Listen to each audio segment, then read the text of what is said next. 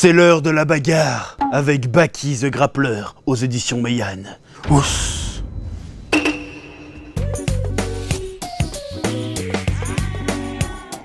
Le jeune Baki Hanma est obsédé par le combat.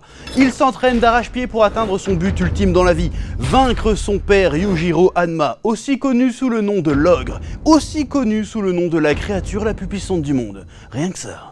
Pour ce faire, Baki va devoir grimper un à un les échelons du monde du combat en se confrontant aux plus puissants guerriers du monde. Baki est le monument du manga de baston. Il s'agit d'une véritable saga qui continue depuis 1991 au travers de 5 mangas différents. Beaucoup d'entre vous ont sans doute découvert l'univers de Baki via la récente série d'animation sur Netflix. Mais saviez-vous que cette série ne marquait pas le début des aventures de Baki ? Eh ben maintenant tu le sais. Et je suis sûr que vous mourrez d'envie de connaître les origines de cette saga mythique. Eh bien aujourd'hui c'est possible grâce aux éditions Meian qui éditent Baki the Grappler pour la première fois en France. Au menu, corps musclé, prouesse physique, virilité exacerbée et bien sûr de la bagarre et encore de la bagarre. Bon, un petit peu de philosophie du combat, des arts martiaux et un peu de drama familial et juste derrière encore plus de bagarre. Si tu veux te plonger dans les origines du mythe de la famille Hanma, fonce sur Baki the Grappler. Je suis sûr que tu vas kiffer. Ouais. Fnac. Salutations tête de nage, je suis le chef et on se retrouve aujourd'hui pour un nouveau numéro de notre petite série rétrospective des morts tragiques et marquantes du manga et de l'animation japonaise. Le premier épisode avait été très bien reçu et je vous remercie beaucoup pour tous les commentaires qui proposaient des morts tragiques et marquantes à proposer dans les prochains épisodes. D'ailleurs, c'est un peu glauque dit comme ça, maintenant que je le formule là, mais c'est cool, oui. En tout cas, ça m'a bien inspiré pour ce deuxième épisode, donc je vous invite à continuer à proposer des morts marquantes dans les commentaires, à lâcher un petit pouce bleu et à balancer un petit commentaire aussi, le mot charogne. Pour le référencement, tout ça, oui. Donc aujourd'hui, je vais de nouveau sélectionner 5 morts tragiques et marquantes du manga et de l'animation japonaise. Et comme la dernière fois, entre chaque partie, il y aura un petit disclaimer qui est avec un petit timer pour éviter de te spoiler si tu n'as pas vu le manga ou l'animé que je vais évoquer. Et promis, cette fois, je vais faire très attention de ne pas spoiler la partie précédente dans la partie suivante. Oui, c'est parti. Berserk, la brigade Faucon. On commence directement les festivités avec la fameuse scène de l'éclipse dans le manga cultissimement culteux Berserk, scène qui verra périr l'intégralité de la brigade Faucon, à l'exception de Guts, Casca et Rickert, parce que ce bâtard il a eu la chatte, il était pas dedans. Et il était pas là, lui il a vraiment le cul bordé de nouilles ce mec. Donc voilà, donc on va en parler, mais est-ce que j'ai vraiment besoin de détailler? C'est une des scènes les plus cultes de l'histoire, en vrai. Bah, faut quand même penser au watch time et à la monétisation. Enfin, je veux dire la passion. La passion. Ouais. Je rappelle le contexte, après une dispute avec Griffiths, Guts quitte la brigade Faucon et part battre la campagne pour trouver son propre but dans la vie. Son départ fait péter un câble à Griffiths, qui décide tout d'un coup d'aller bouillave la princesse Charlotte. Évidemment le roi n'est pas content, emprisonne Griffiths et le soumet à d'horribles tortures pendant des années, et donne la chasse au reste de la brigade Faucon menée à présent par Casca. Guts finit par revenir et découvrir tout ce merdier. C'est là qu'ils décident de partir tous ensemble secourir Griffiths. Et après moult péripéties, ils y parviennent, mais retrouvent un Griffiths qui n'est plus que l'ombre de lui-même, et complètement cadavérique. Et c'est là, sur le point de définitivement s'abandonner au désespoir, que Griffiths retrouve son Béélite pourpre, aussi appelé l'œuf du roi conquérant, et soudain la lune obscurcit le soleil et transporte Griffiths et sa troupe en plein cœur des ténèbres. Il rencontre les God Hand, qui l'invitent à les rejoindre en échange d'un sacrifice, et Griffiths n'hésite pas une seconde et offre en sacrifice ses amis de toujours, qui se font tous massacrer les uns après les autres par des ordres d'apôtres. Pourquoi toutes ces morts sont tragiques et choquantes? Et ben pour répondre à cette question, je vais devoir prendre le point de vue de ma propre expérience avec Berserk. Comme je l'ai déjà dit, j'ai découvert cette scène et le manga Berserk lorsque je devais avoir 12 ou 13 ans. Bon, évidemment, ce n'est pas l'âge conseillé pour découvrir ce manga. Mais moi, je suis un élu donc ça m'a traumatisé, mais dans le bon sens du terme. N'importe quel autre gamin débile aurait eu des séquelles à vie, à n'en point douter. Et l'un des trucs qui m'a le plus marqué à l'époque, au-delà de la violence et de la terreur de la scène, c'était de voir autant de personnages que je considérais importants mourir en même temps. On n'a même pas le temps d'encaisser une mort qu'une autre nous tombe dessus. Pipin qui se sacrifie pour sauver Casca et qui lance un dernier regard à Judo en mode « Veille sur elle, je compte sur toi ». Corcus qui perd totalement espoir et devient complètement fou.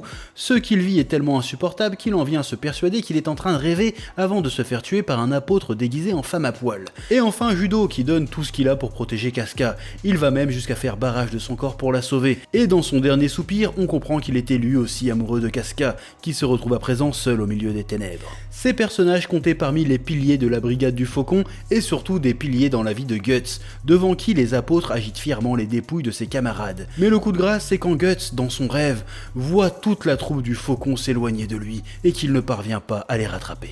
Et j'ai dû relire le tome 13 pour cette vidéo et ça m'a un peu mis un seum intergalactique. Ouais. Kingdom, le grand général Uki. Bon déjà pour commencer, lisez Kingdom, putain de merde. Ensuite, la mort de l'oiseau colossal de Kin est incroyable. Oui. Alors, Kin, apparemment ça se prononce Shin. Donc le héros s'appelle Shin, il travaille pour le royaume de Chine qui se trouve en Chine. Bah ouais. Contexte, le royaume de Chine est en guerre avec le royaume de Zhao. Une des batailles a lieu dans les plaines de Bayou et le général Uki a spécialement accepté de s'occuper de cette bataille dans l'espoir de pouvoir y affronter son vieil ennemi Uken, devenu l'un des 3 cieux de Zhao, qui est aussi un Bushin, un super guerrier ascétique qui est très fort de chez balèze. Le passif entre les deux est plutôt lourd. En effet, Uken fut celui qui ôta la vie de la bien-aimée d'Uki, le général Kyu, il y a 9 ans, suite à quoi Uki lui mit une raclée monumentale et le laissa pour mort. Je ne vais pas entrer dans les détails de la bataille parce qu'on est dans Kingdom et que les stratégies sont velues de ouf à expliquer et que je suis même pas sûr moi-même d'avoir tout compris.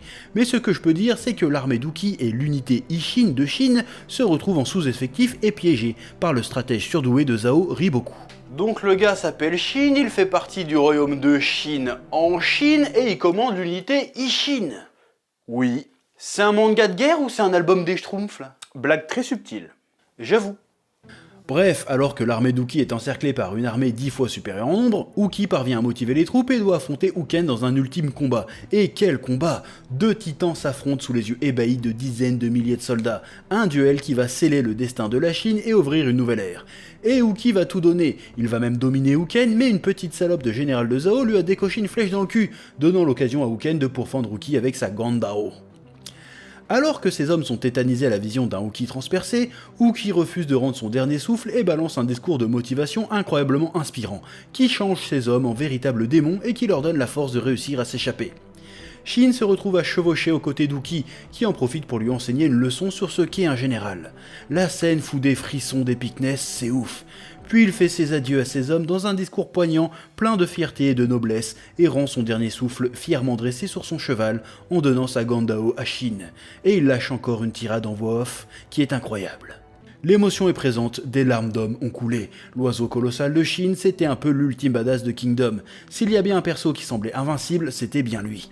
Alors le voir se prendre l'une des plus grosses branlées que s'est pris depuis longtemps le royaume de Chine, c'était déjà un sacré choc pour nous lecteurs, mais c'était aussi un sacré choc pour les personnages, et notamment le héros Shin qui voit là tomber son presque mentor, son modèle, et qui devient par la même occasion son espèce d'héritier spirituel. Sa mort a été un véritable séisme dans toute la Chine et a marqué la fin de l'ancien monde et l'avènement d'une nouvelle ère. Et quand toute l'armée se met à chialer dans tout le pays, c'est magnifique. Et son second, Tout, qui lui fait ses adieux et qui se charcute la main pour pas craquer. Une fin héroïque. Ouais, lisez Kingdom. Askeladd de Vinland Saga.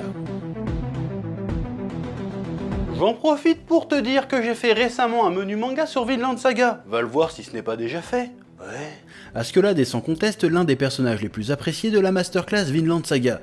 Personnage ô combien ambigu. Il était à la fois le pire ennemi et le mentor du héros Thorfinn, mais également le mentor du prince Knut. Le gars était très fort à la bagarre, c'était un leader né très charismatique et un fin stratège ayant tout compris des différents jeux de pouvoir politiques. Contexte de sa mort. Alors qu'Askeladd accompagne le prince Knut lors d'un banquet organisé par le roi et qu'Askeladd est persuadé que ses manipulations portent enfin leurs fruits, le roi annonce contre toute attente l'organisation d'une expédition punitive au pays de Galles. au printemps. Je vous rappelle que le Pays de Galles est la terre natale d'Askelad. Il tente en vain de convaincre le roi de renoncer à cette attaque. Le roi s'approche alors de lui et lui chuchote à l'oreille. « Ce sera le Pays de Galles ou Knut? Choisis, apporte-moi la tête du prince et j'épargnerai ta terre natale. » Là, Askelad est au pied du mur. Soit il trahit le prince Knut pour sauver son pays, soit il continue de carry Knut et se fait un gros billet. Mais son pays se fait raser par les Danois. Eh bien, ce sera ni l'un ni l'autre. Askelad dit au roi « Putain, quand on a une tronche aussi moche, on pose pas de l'or dessus. Parle mieux à Lucius Artorius Castus, roi légitime de Britannia. » Et bim, il décapite le roi. Ensuite, il feint la folie en décalquant une bonne trentaine de mecs et finit par se faire abattre par le prince Knut, qui le tue en sachant ce qu'il venait de faire pour lui. Pour ceux qui n'ont pas suivi, Askelad se sacrifie pour buter le roi pour permettre au prince Knut de monter sur le trône à sa place, et en échange, Askelad espère que Knut annulera l'attaque prévue sur le Pays de Galles. Donc certes, il perd la vie dans le processus, mais il en sauve aussi des milliers. Mais ce qui rend sa mort tragique et particulièrement poignante selon moi, c'est surtout la réaction de Thorfinn. Il arrive en gueulant sur Askelad « Quoi, tu vas pas mourir comme ça? Et notre duel, c'était à moi de te tuer, blablabla !» Mais là où ça devient génial, c'est qu'on comprend que bien que Thorfinn voulait le tuer pour venger son père, il a fini par être attaché à Askelad. C'est la seule personne avec laquelle il avait encore un lien. C'est parce qu'il lui restait Askelad qu'il avait un but dans la vie, que son existence avait un sens. Maintenant qu'il est mort, que reste-t-il à Thorfinn? Son absence va créer un manque dans le cœur de Thorfinn. Et pour nous lecteurs, c'est pareil, on était censé détester ce fumier d'Askelad, mais au moment de sa mort, on a compris qu'on l'aimait ce bâtard. Et après ça, le manga ne sera plus jamais le même. D'ailleurs, le chapitre dans lequel Askelad rend son dernier soupir est intitulé sobrement « La fin du prologue ». Ouais. Et la mise en scène de Makoto Yukimura est incroyablement incroyable. Ce plan de Knut au centre de la couronne, ce regard perdu de Thorfinn, la double planche où le roi est décapité. Non, ce passage est une masterclass. Ouais. Kamina de Gurren Lagann. Alors oui, les abonnés les plus anciens d'entre vous se souviennent certainement d'une FAQ où je disais que j'allais faire un menu manga sur Gurren Lagann. Mais vous remarquerez aussi que je n'ai jamais donné de date précise. Donc je ne suis pas un menteur, c'est vous qui êtes impatient. Oui. Ouais, attends, ça fait 6 ans quand même là. Mais j'adore Gurren Lagann, c'est un animé de mecha qui ne se prend pas la tête avec de la hard SF et du conflit géopolitique. Gurren Lagann, c'est la quintessence de l'esprit Neketsu. Esprit parfaitement incarné par le personnage de Kamina, et sa mort est à la fois grandiose et déchirante. Ouais. Contexte. La brigade Gurren se prépare à lancer un assaut sur les Zombettes dans le but de prendre le contrôle du Daigenzan, un vaisseau cuirassé qui sert de poste avancé aux Zombettes. L'offensive fonctionne plutôt bien grâce aux efforts combinés de tout le monde et à l'effet de surprise. Cependant, au moment où Simon doit utiliser Lagann pour prendre le contrôle du Daigenzan, son esprit est préoccupé par le fait que la veille, il a vu Yoko et Kamina se galocher alors que Simon crush sur Yoko. Attends, tu viens vraiment d'utiliser le mot crush? Bah j'essaye de rester jeune. Pardon, je le referai plus.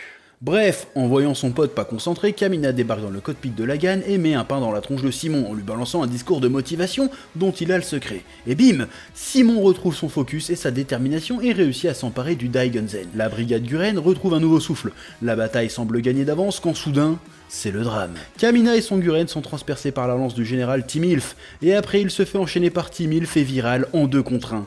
Et il mange tellement cher, à tel point que tout le monde le croit mort. Et là, alors que tous les personnages sont saisis d'effroi, Kamina se relève et rebalance un discours de motivation incroyable, forme Gurren Lagann avec Simon et explose la tronche des Zombettes et du général, dans une séquence neketsuesquement folle. La victoire est incroyable. Hélas, cette victoire sera amère car Kamina s'éteindra quelques instants après, suite à ses blessures. Oui. La mise en scène habituellement extravagante de la série sera soudain d'une sobriété rare. La pluie, la pénombre, le silence, seulement les personnages qui pleurent leur cher ami disparu. Cette mort est sans aucun doute l'une des plus épiques de toute l'histoire de l'animation. Oui, j'ose le dire. C'est pas plutôt une des morts les plus épiques que tu as vues toi ? Parce qu'à la base, t'es quand même un mec du manga, t'as pas vu tant que ça d'animé en fait. Mais quelqu'un t'a demandé ton avis, toi déjà? Bref, pourquoi je trouve cette mort géniale? Déjà, la mise en place. Dès le début, l'épisode dégage une vibe mélancolique étrange. On sent bien que tout se passe trop bien. Les gars ont réussi à monter une armée et enchaînent les victoires face aux Zombettes. Yoko déclare sa flamme à Kamina, c'est réciproque, il y a de l'attente, de l'excitation, un peu d'appréhension, puis la bataille commence. Ça se passe bien, puis on stresse vu que Simon galère. Puis on est soulagé, puis boum, on est giga en stress de nouveau parce qu'on croit que Kamina a crevé. Puis boum, on est soulagé parce qu'on croit que non, et on est exalté par la séquence de combat overstylée de Gurren Lagann, et au moment de l'apothéose, badaboum, ça coupe direct sur Kamina qui meurt pour de vrai cette fois. Cet épisode est une véritable montagne russe d'émotions. J'ai revu l'épisode pour cette vidéo et même en sachant ce qui allait arriver, j'étais pas prêt. Puis surtout, c'est la mort de fucking Kamina, le personnage toujours positif tourné vers l'avenir, qui redonne espoir et le sourire à tout le monde, et en particulier à Simon. C'est le grand frère trop cool qui nous inspire et nous réconforte, et d'un coup, il n'est plus là.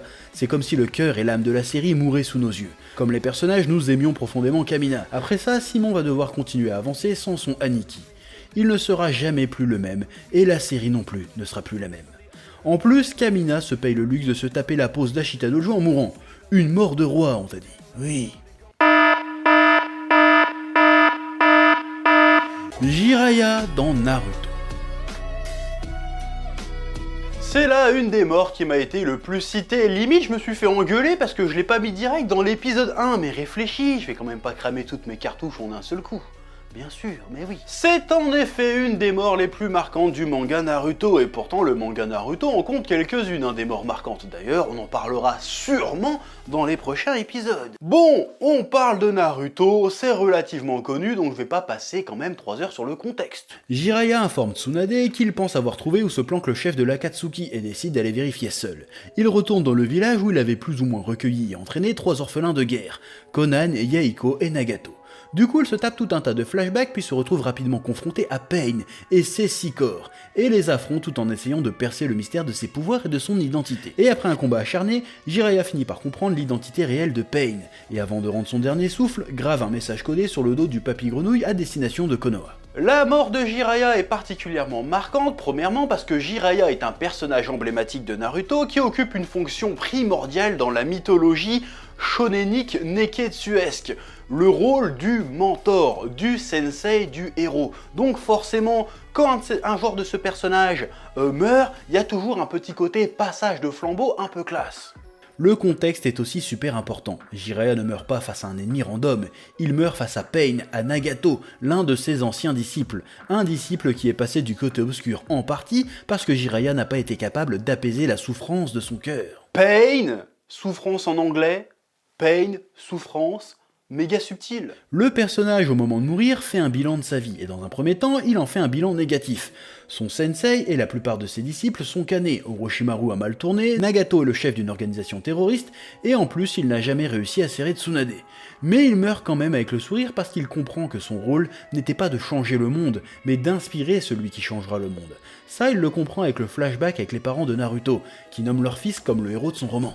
Encore une fois, quelle subtilité! Jiraiya appartient à un vieux monde, il est temps pour lui de tirer sa révérence et de laisser la génération suivante gérer le bail, en espérant qu'elle réussira là où lui et ses contemporains ont tellement échoué. Et dans un second temps, il y a la réception de la mort de Jiraiya. Très souvent, dans les shonen du genre, la mort et la réception de la mort se font quasiment simultanément. Par exemple, le héros voit son maître ou son meilleur ami se faire tuer sous ses yeux et réagit instantanément à ce choc. Et ben, dans Naruto, pour la mort de Jiraiya, Kishimoto a décidé de prendre son temps et de le faire en 2 temps. Jiraiya meurt très loin de Naruto, du coup quand il est mort, on était anéanti, mais on se disait aussi « Oh putain, Naruto il va câbler ». Puis on a suivi le combat avec Sasuke et Itachi. Et on revient bien des chapitres après, à l'annonce de la nouvelle. Et dans un premier temps, Naruto semble le prendre plutôt bien. Il engueule un peu Tsunade, mais il ne semble pas péter un câble. Puis on le voit faire sa vie tranquille, repenser à tout ce qu'il a vécu avec Jiraiya, et là vient la scène de la glace. Là, Kishimoto a tué le game. Je pense que c'est une des scènes de tristesse les plus sincères et réalistes du genre. C'est pas une grosse chialade exagérée avec un cri perçant, non. Un souvenir banal d'une glace échangée sur un banc. Le silence, les larmes. En 16 petites vignettes sans un mot, Kishimoto nous a fait vivre ce que vivait Naruto. C'est l'un de mes moments préférés du manga. Et rien que pour ce moment, ça valait le coup de tuer Jiraiya. Ouais. Voilà, c'est tout pour cette petite sélection des morts tragiques et marquantes du manga et de l'animation. J'espère que ça vous a plu. Je vous le redis encore une fois, n'hésitez pas à proposer vos morts les plus marquantes, les plus épiques dans les commentaires, de lâcher un pouce bleu. Et on n'oublie pas surtout d'acheter Arena tome 1 aux éditions Vega Dupuis, le manga / webtoon que j'ai co-créé avec la dessinatrice Clarity. Moi je suis scénariste, alors je suis un peu le génie derrière ce truc virtuose, qui est disponible dans toutes les librairies. Tome 2 qui sort début octobre. Et moi en attendant je vous dis que la passion vous guide, lien dans la description, et à bientôt. Ouais. Eh oh, tu vas pas te barrer comme ça, hein? Tu vas laisser un pouce bleu? Un petit pouce bleu, hein? Puis tu regardes aussi les autres vidéos? Parce que voilà, tu t'abonnes? Ouais?